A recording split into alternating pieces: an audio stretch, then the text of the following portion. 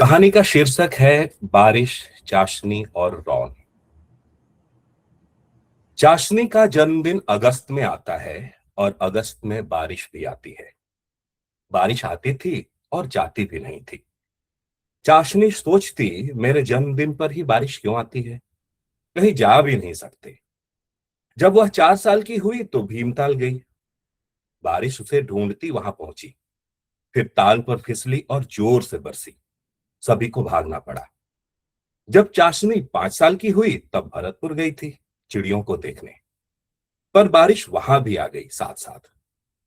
चाशनी रिक्शे पर बैठी फ्लेमिंगो देखने में मग्न थी। तभी बारिश ने चुपके से उसके कान में कहा, हेलो। फिर झिमिर झिमिर बरसने लगी। जन्मदिन कहाँ मना? होटल के कमरे में। खिड़की की कांच पर बारिश ने लिखा, हैप्पी बर्थडे चाशनी। चाशनी बारिश से प्यार करती थी। दोनों की दोस्ती भी थी। मगर कभी कभी उसे लगता, ऐसी कैसी दोस्ती जो हर बार जन्मदिन पर बीच में ही आ जाए, मजा खराब कर दे। कल चाशनी 6 साल की हो रही है। मम्मी पापा ने तय किया था कि कहीं बाहर नहीं जाएंगे। इस बार जन्मदिन घर में ही दोस्तों के संग मनाएंगे। आज चाशनी के स्कूल की छुट्टी थी। चाशनी ने सुबह से खूब मजे किए। तभी बारिश आ गई।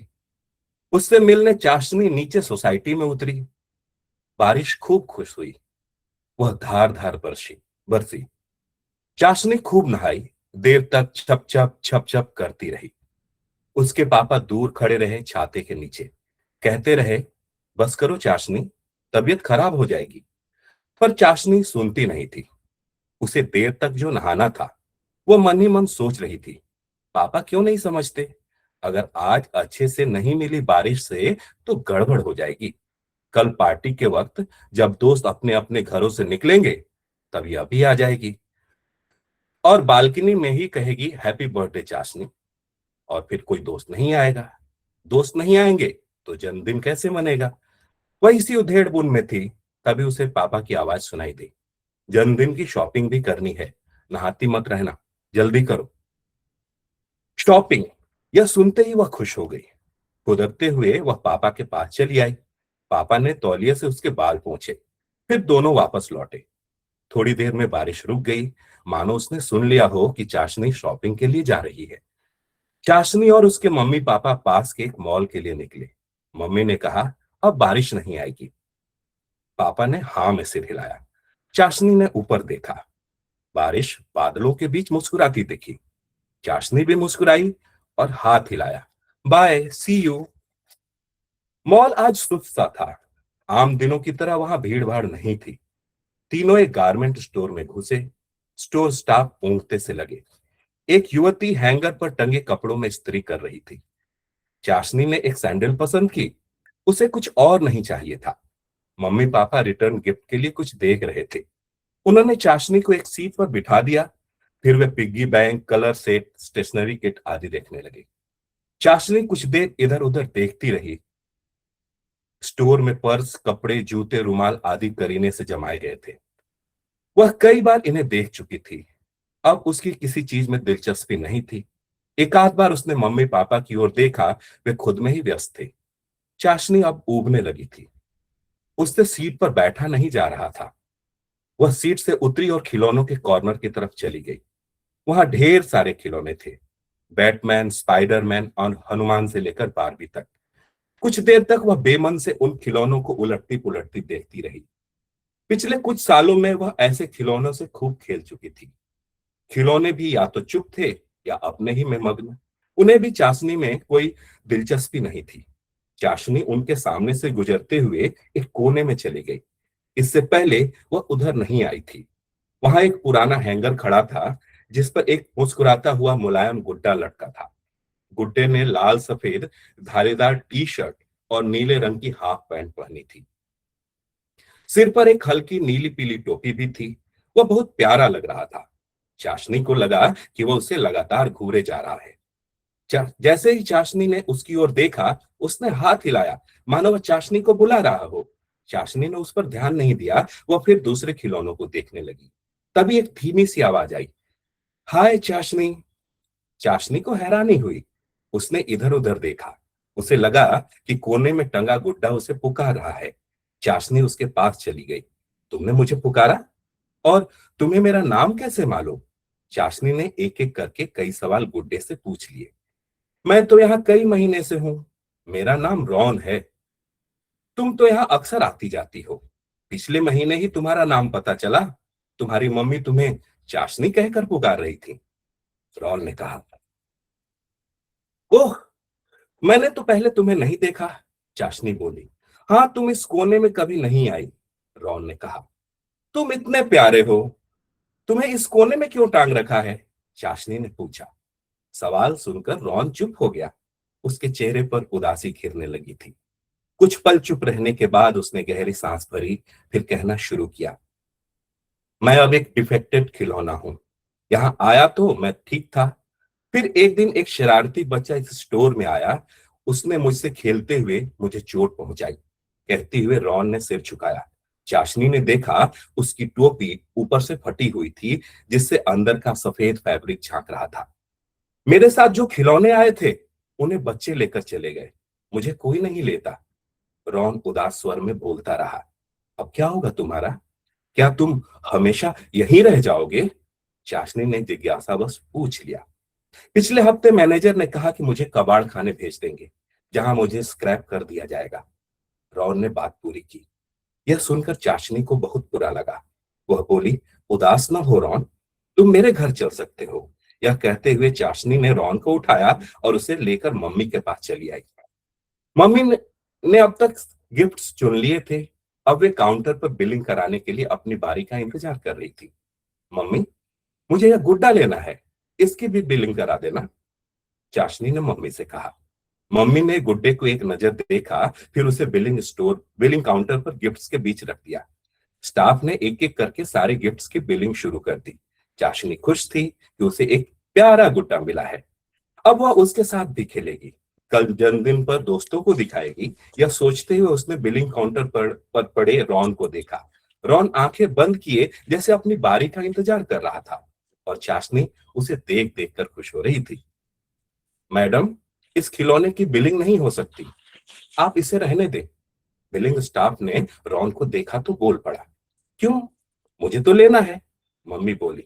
हाँ, वो तो ठीक है, लेकिन हम इसे नहीं दे सकते। यह डिफेक्टिव पीस है, रिटर्न में जाएगा। बहुत स्पष्टता से कहते हुए रॉन को उसने अलग रख दिया और बिलिंग जारी रखी। मम्मी, मुझे इसे लेना है, आप प्लीज उनको कहो ना। चाशनी ने मम्मी से अनुरोध किया। वे मना कर रहे हैं बेटा, डिफेक्टिव है यह, क्या करोगी इसे लेकर? कोई दूसरा ले लो। मम्मी ने समझाने की कोशिश की। सिर के पास थोड़ा सा फटा है, पापा उसे सिल देंगे। चाशनी के पास उपाय भी था। उसने अपनी बात थोड़ी जोर से कही। मम्मी को बात ठीक लगी। उन्होंने चाशनी का मन रखने के लिए दोबारा बिलिंग स्टाफ से कहा, आप प्लीज इस खिलौने की बिलिंग कर दीजिए। नहीं दे सकते मैडम, बिलिंग स्टाफ ने बहुत नरम लहजे में मना कर दिया। मम्मी ने चाशनी को देखा। वह नाखुश सी उन्हें देख रही थी। आप प्लीज अपने मैनेजर से बात करके बताइए, बच्ची का मन है। मम्मी ने पूरा अनुरोध किया। जी, मैं बात करता हूँ, कहकर स्टाफ मैनेजर के केबिन की तरफ चला गया। थोड़ी देर में जब वो लौटा तो मैनेजर भी साथ था। जी मैम, बताइए, आपकी क्या मदद कर सकता हूँ? अब मैनेजर मम्मी से मुखातिब था। वो गुड्डा चाहिए था और आपके स्टाफ नहीं दे रहे। मम्मी ने रॉन की तरफ इशारा किया।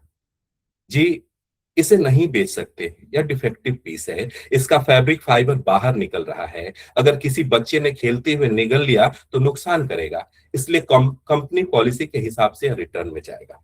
मैनेजर ने सुरक्षा कारणों का हवाला देते हुए साफ साफ मना कर दिया। फिर उसने रॉन को उठाया और पीछे के ड्रॉवर में डाल दिया। सॉरी चाशनी, हम उसे नहीं ले सकते, कोई दूसरा खिलौना पसंद कर लो। मम्मी बोली। चाशनी कुछ नहीं बोली, चुपचाप सीट पर जाकर बैठ गई। एक मिनट इधर आना। पापा ने कोई चीज देखी थी और वह उसे मम्मी को दिखाना चाहते थे। मम्मी ने बिलिंग कराकर गिफ्ट्स का पैकेट चाशनी के पास रखा और वे पापा के पास चली गई। चाशनी की नजर उधर थी जहां रॉन रखा हुआ था। उसने देखा ड्रॉवर में एक गोल छेद था। वहां से अंदर बैठा रॉन दिखाई दे रहा था। रॉन को यहां से बाहर कैसे निकाल सकती हूँ? उसके मन में यह सवाल बार बार घूम रहा था। उसने देखा बिलिंग स्टाफ मम्मी के बाद अब दूसरे कस्टमर के साथ व्यस्त हो गया था।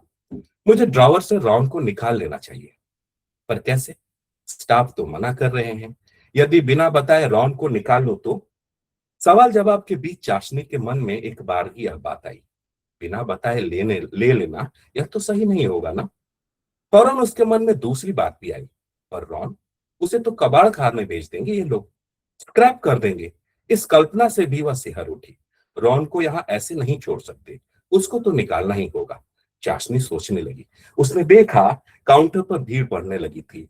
लोग जल्दी से जल्दी बिलिंग कराना चाहते थे। गहमा गहमी पड़ने लगी थी। भाई जल्दी जल्दी हाथ चलाओ, एक दो कस्टमर्स ने आवाज लगाई। भीड़ को देखते हुए मैनेजर ने दूसरा बाजू वाला बिलिंग काउंटर भी चालू करा दिया। पहले काउंटर के स्टाफ जिसके पीछे ड्रॉवर में रॉन था, उसे दूसरे काउंटर पर शिफ्ट कर दिया गया। अब पहले काउंटर पर एक दूसरा स्टाफ था। दोनों काउंटर तेजी से काम करने लगे।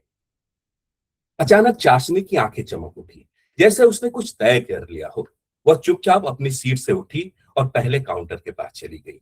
काउंटर पर सामानों का ढेर लगा था। एक परिवार कई सेट कपड़े खरीद रहा था। नया स्टाफ उनकी बिलिंग में व्यस्त था। चाशनी धीमे धीमे चलती हुई उसके बराबर में जाकर खड़ी हो गई और उसे काम करता देखने लगी। काम में व्यस्त नए स्टाफ ने एक नजर चाशनी पर डाली, फिर मुस्कुरा दी। चाशनी भी उसे देखकर मुस्कुराई। उसके बाद बिलिंग स्टाफ व्यस्त हो गई। चाशनी धीमे धीमे चलती हुई ड्रॉवर के पास पहुंची, इधर उधर देखा, फिर ड्रॉवर के छेद में हाथ डालकर झट से रॉन को निकाल लिया। उसके बाद चुपचाप अपनी सीट पर चली आई। रॉन को उसने अपनी सैंडल के पैकेट में रखा और बैठ गई। सब कुछ गुपचुप तरीके से हुआ, पर उसका दिल जोरों से धड़क रहा था। उसने इधर उधर देखा कि किसी ने देखा तो नहीं। पहले तो वह झेप गई, फिर चुपचाप अपने जूतों को देखते हुए पैर हिलाने लगी। कुछ देर में मम्मी पापा खरीदारी कर चुके थे। उन्होंने चाशनी से चलने को कहा। मम्मी पापा ने गिफ्ट्स के पैकेट उठा लिए। चाशनी ने पूछा, मम्मा, क्या सैंडल का पैकेट लेकर मैं चल सकती हूँ? मम्मी पापा को कोई ऐतराज नहीं था। वे सामान लिए आगे आगे चलने लगे। चाशनी अपना पैकेट थामे हुए उनके पीछे पीछे चलने को तैयार थी। तभी कपड़ों पर इस्त्री कर रही युवती चाशनी के पास आई। शायद उसने चाशनी की आंखों में रॉन के लिए प्यार देख लिया था।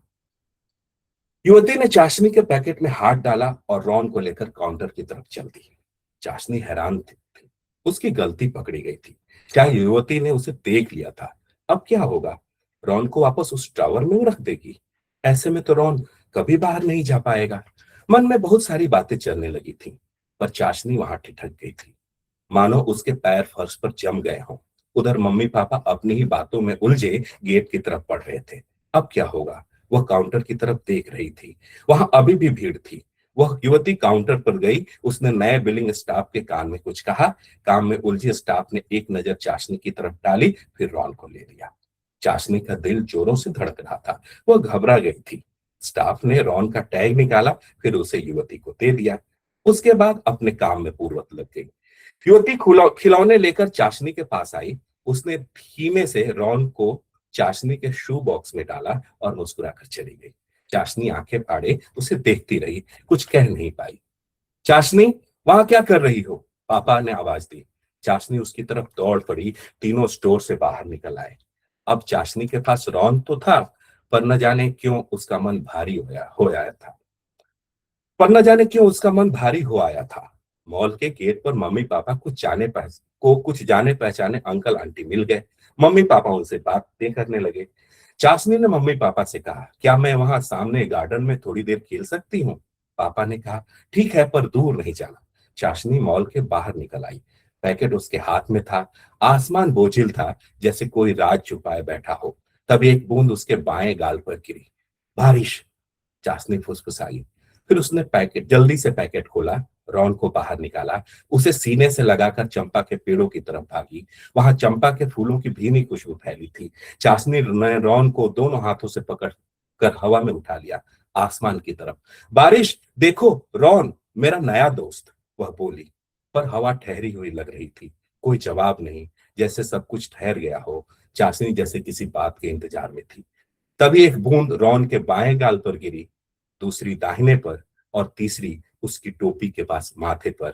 रॉन ने शरारत से आंखें मटकाई। चाशनी खिल उठी। उसने देखा बादलों के पीछे से बारिश मुस्कुरा रही थी।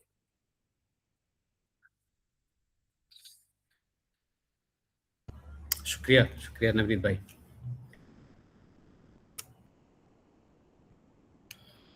बहुत ही उम्दा तरीके से आपने कहानी सुनाई।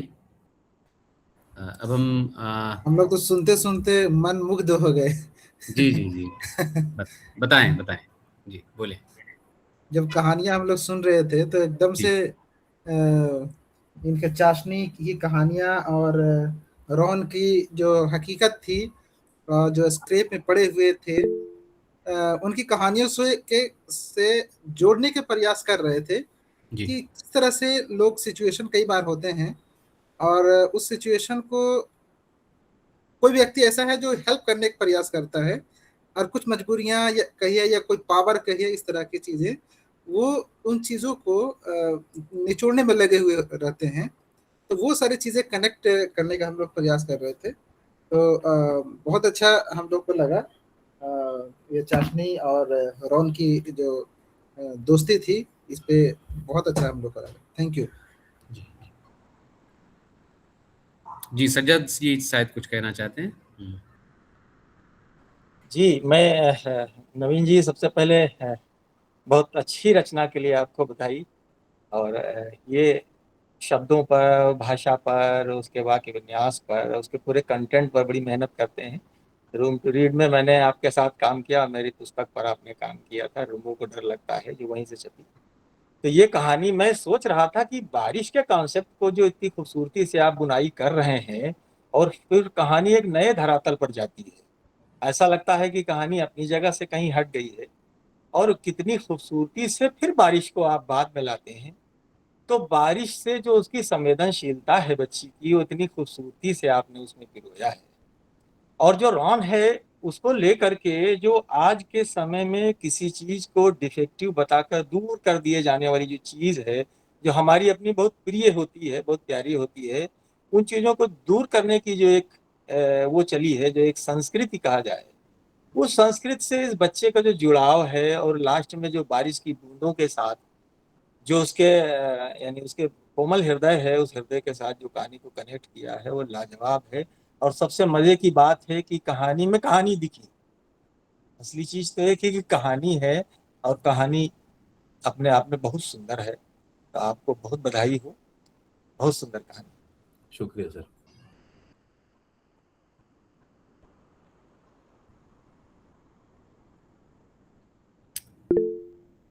जी, जी। बहुत सारे कमेंट्स जो है इसमें चैट बॉक्स में आते जा रहे हैं। मैं एक बार को जिनके हैंड रेज़ हैं उनको सुन लूँ, तो फिर मैं चैट बॉक्स से कमेंट्स ज़रूर एक बार को कहना चाहूँगा। पर अगर अनम्यूट करके आप खुद ही अपनी बात कहना चाहें तो उससे बेहतर कोई बात नहीं होगी। जी, शिवनारायण जी अरे सबसे यार, हाँ हाँ, मैं म्यूट करके मैं कह ही रहा था। तो एक तो शुक्रिया नवनीत जी, कोई बढ़िया एक खूबसूरत कहानी हमको सुनाने के लिए, है ना। जितना आपका लेखन बढ़िया है, उतना ही खूबसूरत ढंग से आप सुनाते भी हैं। तो वो एक तरह से बनना, और मतलब इसमें मैं बहुत सारी चीजों को कनेक्ट कर रहा था, खासतौर पे ऐसे भी कनेक्ट कर रहा था कि मैं अपनी बेटी का बचपन में एक तरह से देख रहा था। इसी तरह के खिलौने के साथ में जो जुड़ाव है, जैसे वो मेरी बेटी क्या करती थी कि बहुत सारे ऐसे टेडी बियर जो हैं वो लेके आती थी, और सबका कोई एक जन्मदिन होता था। तो हर महीने किसी ना किसी का जन्मदिन आता था और वो उसकी पार्टी करती थी कि अब इसका है। उसने सबके नाम रखे थे कि ओबू का जन्मदिन है तो फलाने का जन्मदिन है। तो मैं इस कहानी को सुनते हुए एक्चुअल में इतना पुराने एक दौर, उसकी बचपन का, बेटी का जो है वो याद कर रहा था। और अच्छा लगा। मैंने असल में ये कहानी एक बार पढ़ी भी थी, पर पढ़ने से ज्यादा आपको सुनने में और मजा आया, तो बढ़िया है। और मेरे ख्याल से नवनीत जी का काम भी बहुत कमाल का है। इनका जो नाच किताब है वो इस समय काफी चर्चा में है, और आज ही रात में एक चर्चा उस पे होने वाली है, उस किताब पे भी शायद। तो बहुत खूबसूरत किताब है वो भी। तो अच्छा लगा, शुक्रिया। Thank you. जी, शुक्रिया शिवनारायण जी। चंदन भाई का हैंड रेज़ है, उसके बाद फिर निशा अगर कुछ कहना चाहती हो, फिर रविंद्र। हाँ, बहुत अच्छी कहानी है नवनीत भाई। और मुझे एक तरह से जो मनुष्य की कोमल भावनाएं हैं और उसके अगेंस्ट बाजार किस तरह से काम करता है, ये चीज बहुत इससे उभर के आती है। उस बच्ची के विवरण के साथ साथ हम एक इस स्तर पे भी जाते हैं जो आज का एक हमारा बड़ा संकट है कि जो हमारी भावनाएं हैं वो मतलब आउटडेटेड हो रही है, उनकी बाजार जो है उनको बाहर कर रहा है, एक तरह से बहिष्कृत कर रहा है। बहुत ही बढ़िया। तो चाशनी के मन का उथल पुथल जो है आपने बहुत अच्छे से दिखाई। खास तौर से जब वो उस टेडी को खरीदना चाहती है, अ, तब जिस तरह का द्वंद्व उभर के आता है वो कमाल है बहुत, कि बच्ची किस तरह से सोचती है दुनिया के बारे में और बड़े किस तरह से सोचते हैं दुनिया के बारे में। वो पूरा जो विवरण है वो बहुत अच्छा है। बहुत बधाई आपको। शुक्रिया शुक्रिया। चंदन जी। जी निशा जी, आप कुछ कहना चाहती हैं? सर, आपकी कहानी बहुत संवेदनशील है। वर्तमान में बच्चे क्या सोचते हैं कि हमें कुछ अच्छा मिल जाए, बहुत ज्यादा अच्छा मिल जाए, बेस्ट के लिए कंपटीशन करते हैं, लेकिन आपकी कहानी जो मोटिवेशन दे रही है कि वेस्ट कुछ भी नहीं है, अगर सुधारा जाए ना, कोशिश करी जाए सुधारने की, तो सब कुछ सुधारा जा सकता है। बस उससे हमारी संवेदनाएं और हमारे इमोशन जुड़े हुए होने चाहिए। सो ये बच्चों के इमोशंस को स्ट्रॉन्ग करने के लिए आपकी कहानी बहुत ज्यादा अच्छी है, चाहे उसमें हम फ्रेंडशिप को लेके बात करें, या हम वेस्ट को लेके बात करें, या फिर हम पेरेंट्स का जो बिहेवियर है कि हम वर्तमान में पेरेंट्स भी क्या सोचते हैं कि बाजारवादी हो गए, बाजार में जो सबसे अच्छी चीजें दिखते हैं उसकी तरफ भी पेरेंट्स दौड़ते हैं, ना कि बच्चे की जरूरत की चीजों पर जिसपे उनका लगाव है उनकी तरफ ध्यान देते हैं।